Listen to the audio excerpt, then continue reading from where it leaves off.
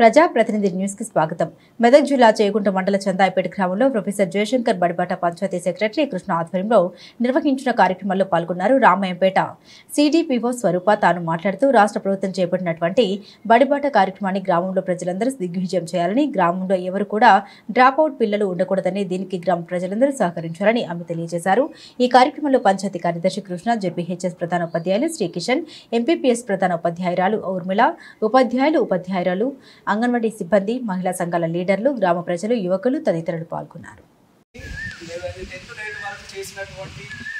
కార్యక్రమాలను గుర్తు చేసుకొని దాని గురించి గ్రామ సభ సమస్యలు చర్చించడానికి గ్రామ సభ ఏర్పాటు చేయడం జరిగింది.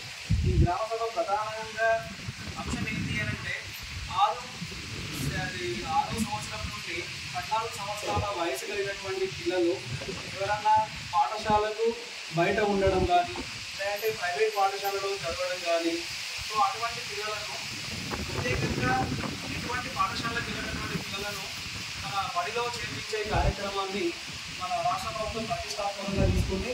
సో దాని పేరు ప్రొఫెసర్ జయశంకర్ బడిబాట కార్యక్రమం. సో ఆ కార్యక్రమంలో ప్రతి ఒక్క తల్లిదండ్రులు, అదేవిధంగా పాఠశాల సిబ్బంది, ఉపాధ్యాయులు కానీ, గ్రామ పంచాయతీ వాళ్ళు కానీ, సో అధికారులు కానీ, ప్రజాప్రతినిధులు కానీ ప్రతి ఒక్కరు కూడా పార్టిసిపేట్ అయ్యి ఈ బడిబాట కార్యక్రమం పార్టిసిపేట్ అయ్యి సో 6 నుంచి 14 సంవత్సరాల వయసు కలిగిన పిల్లలను ఖచ్చితంగా గవర్నమెంట్ పాఠశాలలో చేర్పించాలని ఈ బడిబాట యొక్క ముఖ్య ఉద్దేశం.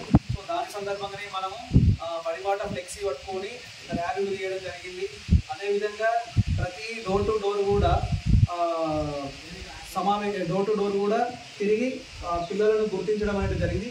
మన విలేజే కాకుండా మన ఉపాధ్యాయులు పక్క విలేజ్లకు కూడా, అంటే మన హై స్కూల్ కాబట్టి ఈ హై స్కూల్కి వచ్చేటటువంటి చుట్టుపక్కల ఉన్నటువంటి విలేజ్లకు కూడా వాళ్ళు మార్నింగ్ నుండి తిరిగి సో సమాచారాన్ని సేకరించారు. సో దాని పరంగా మళ్ళీ ఇప్పుడు స్కూల్లో, హై స్కూల్లో కానీ, లేదు అంటే ప్రైమరీ స్కూల్లో కానీ, అదేవిధంగా అంగన్వాడీ స్కూల్లో కూడా స్ట్రెంగ్త్ను పెంచుమని కూడా ఆదేశాలు అనేటువంటివి ఇవ్వడం జరిగింది. సో దానిలో భాగంగా ఈరోజు మనం గ్రామ సభ ఏర్పాటు చేసుకోవడం జరిగింది. కావున ప్రతి ఒక్క తల్లిదండ్రులు కానీ, టీచర్లు కానీ, మేజర్గా తల్లిదండ్రులు చెప్తేనే సో స్టూడెంట్స్ ఇంటర్, ఎందుకంటే వాళ్ళ మీద డిపెండ్ అయి ఉంటుంది కాబట్టి వాళ్ళందరూ కూడా ఖచ్చితంగా ఎట్టి పరిస్థితుల్లో బయట ఉంచకుండా గవర్నమెంట్ స్కూళ్ళలో చేర్పించాలని మా యొక్క మనది. ఎందుకంటే గతంలో పోల్చుకుంటే అప్పుడేదో చదువుకున్నప్పుడు బాగా లేకుండా గవర్నమెంట్ స్కూల్స్, ఇప్పుడు ప్రతి గవర్నమెంట్ స్కూల్లో కూడా తెలుగు మీడియం అయింది. అదేవిధంగా దాంతోపాటుగా ఇంగ్లీష్ మీడియం కూడా ఉంది. మ్యాక్సిమం కూడా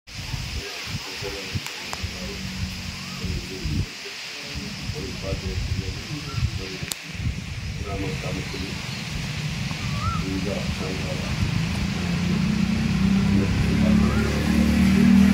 ఈ 6వ తారీఖు నుంచి 19వ తారీఖు వరకు మన రాష్ట్రంలో బడిబాట కార్యక్రమం అనేది ఏర్పాటు చేసుకోవడం జరిగింది. ఇందులో భాగంగానే ప్రతిరోజు రకరకాలైనటువంటి కార్యక్రమాలు చేపట్టి విద్యార్థులను ప్రోత్సహించి పాఠశాలకు రప్పించడానికి ఈ కార్యక్రమాలను చేసుకుంటున్నాం. ఈ బడిబాట కార్యక్రమానికి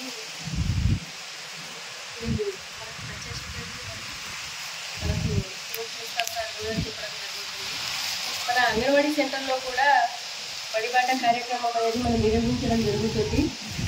అది మేము ఈ నెల ఫస్ట్ నుంచే స్టార్ట్ చేయడం జరుగుతుంది. అయితే ఇప్పుడు ప్రజెంట్ మన గవర్నమెంట్ కూడా అంగన్వాడీ సెంటర్లో కూడా ప్రైమరీ స్కూల్లో అనే విధంగా కూడా మనకు గవర్నమెంట్ కూడా అక్కడ నుంచి మనకి ఫండ్ ఇచ్చి ప్రైవేట్ స్కూల్స్ జీటుగానే ఉద్దేశంతో మనకు ఇవ్వడం జరుగుతుంది. దానికి పెయింటింగ్ కనీస అవసరాలకు అవసరం ఉన్న బిల్డింగ్ సంబంధించింది కూడా మనకు ఇవ్వడం జరుగుతుంది. అండ్ ఇంకొక విషయం ఏంటంటే అంగన్వాడీ సెంటర్లలో మనకు పిల్లలను కూడా లేదు. ఇప్పుడు 0 to 6 years పిల్లలు ఉంటారు మన దగ్గర. మా 0 to 6 years పిల్లలు 6+ పిల్లలు, ఇప్పుడు 5+ పిల్లలు మనము ప్రైమరీ స్కూల్లో, అదే మన గవర్నమెంట్ స్కూల్లో కూడా చేర్పిస్తే బాగుంటుందనే ఉద్దేశం. ఎందుకంటే వీళ్ళందరూ కూడా ఏదో గట్టిగా ఏదో ఆషామాషి ప్రైవేట్ స్కూల్లో ఏదో 10th క్లాస్ ఇంటర్మీడియట్ చదువుకున్న వాళ్ళు కాదు. అందరు కాంపిటేటివ్ ఎగ్జామ్ ప్రిపేర్ అయ్యి మంచిగా వాళ్ళు ఎంత స్ట్రగుల్ అయ్యి ఎంత జాబ్ కొట్టుకొని వస్తారు కాబట్టి వాళ్ళకు మంచి నాలెడ్జ్ ఉంటుంది. సో వాళ్ళు చాలా బాగా చెప్పగలుగుతారు.